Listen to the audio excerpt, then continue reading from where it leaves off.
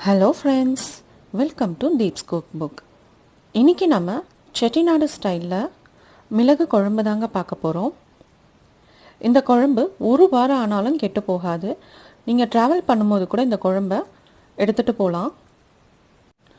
ஒரு பேனை சூடு பண்ணி அதில் 1 டேபிள் ஸ்பூன் அளவுக்கு தனியா விதைகளை போட்டு எடுத்துக்கலாம்.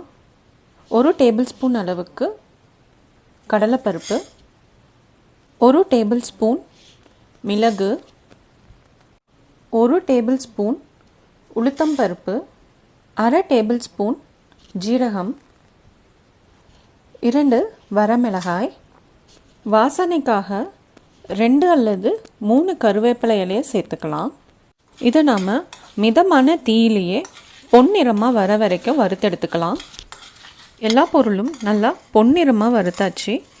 எந்த ஒரு பொருளையும் கருகிடாமல் பார்த்துக்கோங்க. இப்போ நாம் இதை பிளேட்டுக்கு மாற்றிடலாம். 2 டேபிள் ஸ்பூன் அளவுக்கு தேங்காய், திருகிய தேங்காய் எடுத்திருக்கேன். டெசிகேட்டட் கோகோனட் எடுத்திருக்கேன். நீங்கள் ஃப்ரெஷ்ஷான துருகின தேங்காவை கூட எடுத்துக்கலாம். அப்படி ஃப்ரெஷ்ஷான தேங்காவை வதக்குறீங்கன்னா அதோட ஈரப்பதம் போய் இதை மாதிரி நல்லா பொன்னிறமாக வர வரைக்கும் வறுத்து எடுத்துக்கோங்க. அப்போ தான் குழம்பு கொஞ்ச நாளைக்கு கெட்டு போகாமல் இருக்கும்.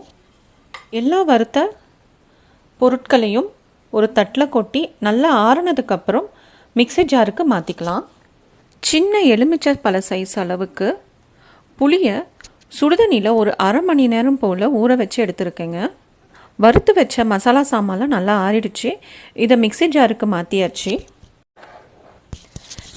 இதோட நாம் ஊற வச்சு வச்சுருக்கிற இந்த புளியையும் சேர்த்து அரைச்சிக்கலாம். இந்த புளி தண்ணியை ஊற்றி நம்ம அரைச்சிக்கலாம். இந்த மாதிரி நல்லா ஃபைன் பேஸ்ட்டாக அரைச்சிக்கோங்க. கொரன்னு அரைச்சிங்கன்னா குழம்போட டேஸ்ட்டு நல்லா இருக்காது. இந்த மாதிரி ஃபைனாக அரைச்சி வச்சுக்கோங்க. இந்த குழம்புக்கு நல்லெண்ணெய் விட்டால் தான் நல்லா டேஸ்ட்டாக இருக்குங்க. அதனால் நான் 2 டேபிள் ஸ்பூன் அளவுக்கு நல்லெண்ணெய் சேர்த்துக்கிறேன்.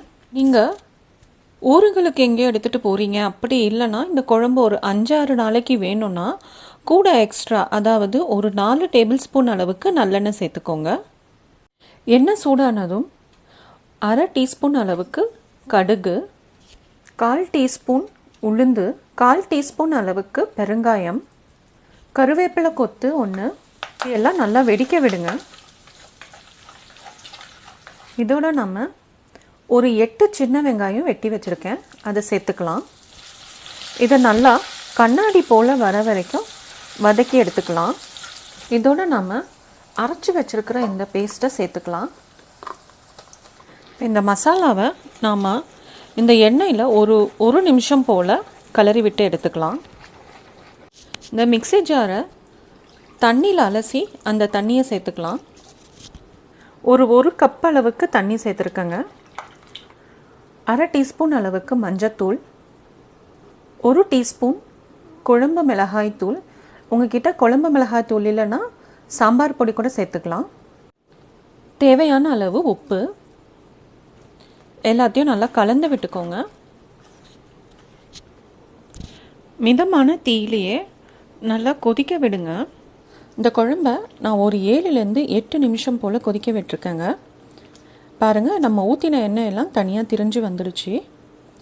இதுதாங்க கரெக்டான கன்சிஸ்டன்சி. இப்போ இதை மாதிரி கிளறி விட்டு அடுப்பை ஆஃப் பண்ணிவிடுங்க. உங்கள் வீட்டில் யாருக்காச்சும் சளி, இருமல் இல்லை தொண்டை கரகரப்பு இருந்தால் அவங்களுக்கு கூட இந்த மாதிரி குழம்பை வச்சு கொடுக்கலாங்க. இட்லி, தோசை, சாதத்தோடு கூட வச்சு சாப்பிட்லாங்க. நீங்களும் இந்த குழம்பை வீட்டில் ட்ரை பண்ணி பாருங்கள். உங்களுக்கு இந்த குழம்பு பிடிச்சிருந்தா உங்கள் ஃப்ரெண்ட்ஸோடு ஷேர் பண்ணுங்கள், கமெண்ட் பண்ணுங்கள். மறக்காமல் சேனலுக்கு சப்ஸ்கிரைப் பண்ணுங்கள். தேங்க்ஸ் ஃபார் வாட்சிங்.